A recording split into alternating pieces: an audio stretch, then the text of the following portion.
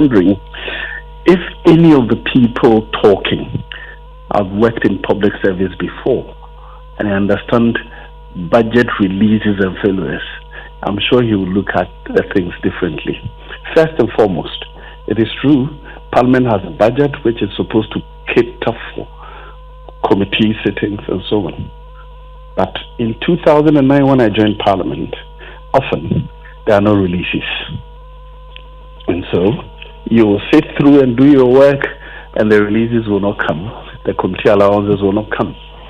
So sometimes the leadership will tell the agency, or in this case, in this particular case, because the persons being offered were from the executive, that look, we've done this work 1, 2, 3. Allowances have not been paid, so it will be difficult to mobilize members. Then the chief of staff will undertake to release money which ought to have been paid by a parliament, which has not been paid, will then come through the clerk of parliament. The clerk to the committee. Let me put it on record that the highest I ever got between 2009 and 2016 was 2,000 Ghana cedis. Can verify from the clerk to the committees. So to suggest that that is bribery is to say that the person doesn't understand how the public service works.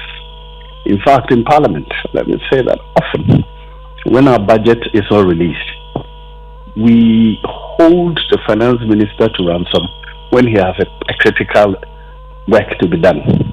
We will stay it. Unless you release our budget allocation, we will not go on with the work. I don't know how anybody can call that bribery. Bribery must give somebody advantage or somebody disadvantage. But facilitating my work because the financial release that ought to have come to the institution I work for is not bribery. It's not. And it sounds to me very hypocritical. Because I know you media men, you ask people and agencies that invite you to do their work to facilitate your work all the time, don't you? Do you call that bribery? I was head of DVLA, and I know how much it cost us to get publications done. Is that bribery? Please, let's be fair. When it comes to people who have not worked in public service before, I can appreciate their misunderstanding. But for anybody who has worked in public service, will understand what it means, say, you have been given budget allocation.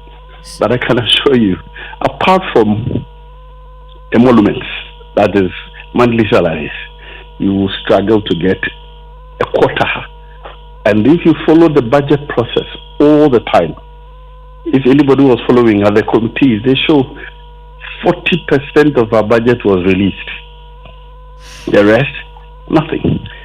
Particularly when it comes to this one, they call it administration, hardly released. So I don't know what people are saying, but let me put it on record that yes, from 2009 to 2016, when I was a member of Parliament, and indeed the chief whip then also confirmed this. If at any point in time there was challenges to funding our work, the chief of staff would facilitate the work by releasing money to the clerk of the committee to serve to members. If anybody thinks that this is corruption, I beg to differ.